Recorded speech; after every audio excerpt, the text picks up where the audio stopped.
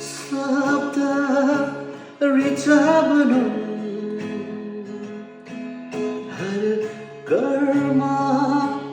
पूजा बनौँ हर